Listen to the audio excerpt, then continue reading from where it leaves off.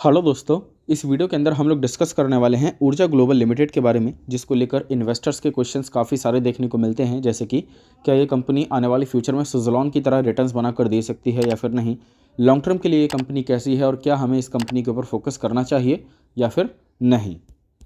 देखो, इन सब चीज़ों के लिए हमें फोकस करना पड़ेगा कंपनी के पैरामीटर्स के ऊपर, शेयर होल्डिंग पैटर्न के ऊपर, बैलेंस शीट के ऊपर एंड इसके नंबर्स के ऊपर, साथ ही साथ फ्यूचर में जो कंसिस्टेंसी देखने को मिलेगी उसके ऊपर। ठीक है, बीच में यदि कंपनी का बिजनेस खराब होता है तो उसका असर कंपनी के शेयर चार्ट के ऊपर पड़ता हुआ देखने को मिलेगा। अदरवाइज कंपनी में कंसिस्टेंसी देखने को मिली तो कंपनी भी आप लोगों को पॉजिटिव ग्रोथ के साथ देखने को मिलेगी। ठीक है, फिलहाल हम लोगों को फोकस करना है कंपनी के रिजल्ट के ऊपर। आज ही के दिन आप लोगों को कंपनी के Q1 के नंबर्स का अनाउंसमेंट देखने को मिल चुका है, जिसका ऑफिशियल नोटिस आप लोगों को यहाँ पर देखने को मिल जाएगा।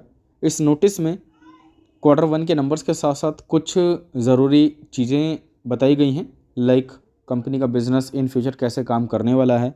साथ ही साथ 24 सितंबर को एक AGM होने वाला है, एक मीटिंग होने वाली है, जिसको लेकर अपडेट दिया गया है। बाकी स्टैंडअलोन नंबर्स के साथ साथ कंसोलिडेटेड नंबर्स भी देखने को मिलेंगे, तो हम लोगों को डायरेक्टली कंसोलिडेटेड नंबर्स के ऊपर फोकस करना है, जिससे क्लियरिटी हो जाए।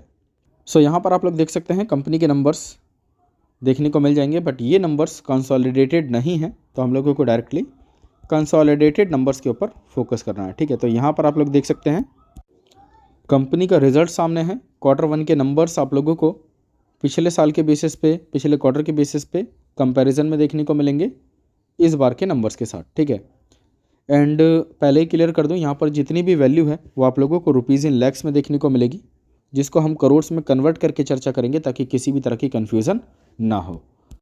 तो सबसे पहले यदि हम कंपनी के टोटल इनकम के ऊपर फोकस करें तो यहाँ पर आप देख सकते हैं कंपनी का जो टोटल इनकम है रुपीज़ इन लैक्स में, यदि हम पिछले साल की बात करें तो पिछले साल आप लोगों को 1056 लाख के आसपास का टोटल इनकम देखने को मिलता था, जिसको यदि हम करोड़्स में कन्वर्ट करें तो लगभग 10.56 करोड़ का जो है टोटल इनकम देखने को मिलता है।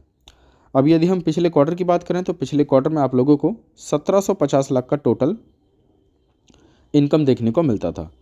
अब इसको हम करोड़्स में कन्वर्ट करें तो वैल्यू आएगी 17.50।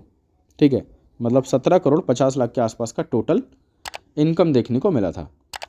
अब इस बार की बात करें तो इस बार आप लोगों को 1960 लाख का जो है टोटल इनकम देखने को मिलता है। मतलब पिछले साल के मुकाबले देखें तो यहाँ पर ग्रोथ है, एंड पिछले क्वार्टर के मुकाबले भी। एंड इसको करोड़्स में कन्वर्ट करें तो लगभग 19.60 का वैल्यू देखने को मिलेगा करोड़्स में। मतलब पिछले साल के मुकाबले भी ज़्यादा है एंड पिछले क्वार्टर के मुकाबले भी ज़्यादा देखने को मिलेगा। मतलब यहाँ पर इनकम में पॉजिटिविटी देखने को मिलेगी। एंड बात करें एक्सपेंस की, तो एक्सपेंस में भी आप लोगों को कुछ इसी तरह की चीज़ें देखने को मिलती है। कंपनी का एक्सपेंस बढ़ता हुआ देखने को मिला है। पिछले साल था 10.22 करोड़ का एक्सपेंस, पिछले क्वार्टर में था 16.70 करोड़ का एक्सपेंस, इस बार है 18.63 का टोटल एक्सपेंस, जिसके चलते आप लोगों को इस बार इनकम पे पॉजिटिव असर पड़ता हुआ देखने को मिला है।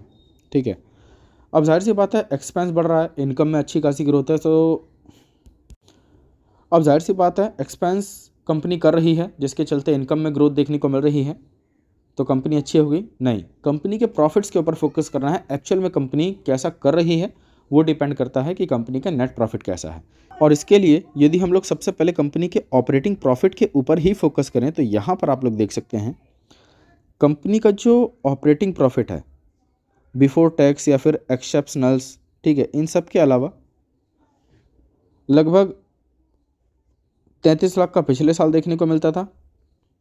पिछले क्वार्टर में ये 81 लाख का हो गया, इस बार जो है 96 लाख का देखने को मिलता है। ठीक है, मतलब यहाँ पर ऑपरेटिंग में ग्रोथ देखने को मिली है।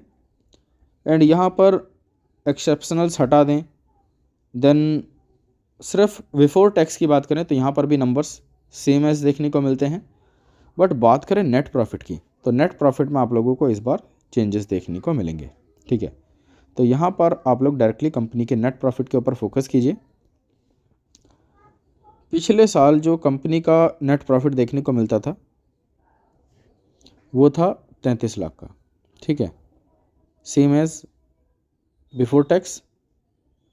पिछले क्वार्टर में था 16 लाख का, जो कि घट गया था। रीज़न था अर्लियर इनकम टैक्स, ठीक है, जिसके चलते कंपनी के बैलेंस शीट में भी सुधार देखने को मिला, ठीक है। पिछले क्वार्टर में आप लोगों को काफ़ी कुछ चीज़ें पेमेंट में जाती हुई देखने को मिली, बट इस बार इस तरह की चीज़ें नहीं हैं, जिसके चलते आप लोगों को प्रॉफिट 96 लाख तक पहुंचता हुआ देखने को मिला है। मतलब यहाँ पर वाई ऑन वाई बेसिस पे भी एंड क्वार्टरली बेसिस पे भी अच्छी खासी पॉजिटिविटी नेट प्रॉफिट में देखने को मिली है।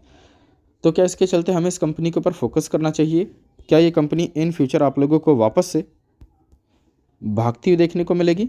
देखो, ये डिपेंड करता है मार्केट में ख़रीदारी के ऊपर। यदि कंपनी लोगों को पसंद आ रही है तो वो लोग खरीदेंगे, वॉल्यूम क्रिएट करेंगे एंड इसको ऊपर लेकर जाएंगे। अदरवाइज़ ये कंपनी जैसी है वैसी की वैसी रहेगी।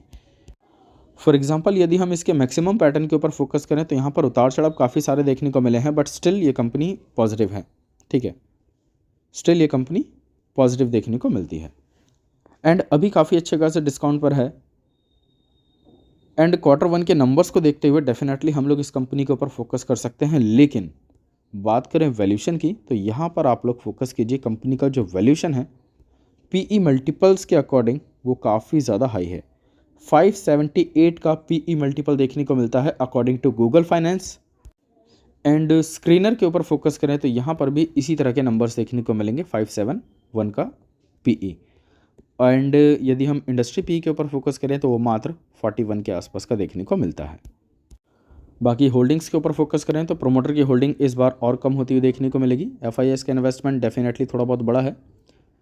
बाकी पब्लिक की होल्डिंग के ऊपर फोकस करें तो लगातार जैसे पहले कम हो रही थी अभी भी कम होती हुई दिखाई दे रही है। नेट कैश फ्लो का अभी तक फाइनल अपडेट देखने को नहीं मिला है, बट स्टिल यदि हम कंपनी के डेट के ऊपर फोकस करें तो डेट कोई ज़्यादा नहीं है, रिजर्व्स काफ़ी अच्छे खासे हैं एंड एसेट्स में काफ़ी अच्छी खासी ग्रोथ हमें देखने को मिल रही है। सो आप लोग चाहें तो बिज़नेस के अकॉर्डिंग इस कंपनी को लॉन्ग टर्म के लिए मतलब 4-5 साल 10 साल 20 साल के लिए होल्ड कर सकते हैं, लेकिन शॉर्ट टर्म के बेसिस पे कुछ भी कहा नहीं जा सकता जब तक कि कंपनी में कंसिस्टेंसी ना बन जाए। बाकी इस वीडियो में इतना ही। कोई डाउट हो, क्वेश्चन हो तो कमेंट कीजिए, मैं जल्दी ही रिप्लाई देकर आपके डाउट्स क्लियर करने की कोशिश करूँगा। बाकी चैनल नया है तो सपोर्ट कीजिए, शेयर कीजिए। चैनल के ऊपर फर्स्ट टाइम विजिट किया है तो प्लीज़ चैनल को सब्सक्राइब करके बेल आइकन को हिट कर लीजिए। Thank you guys.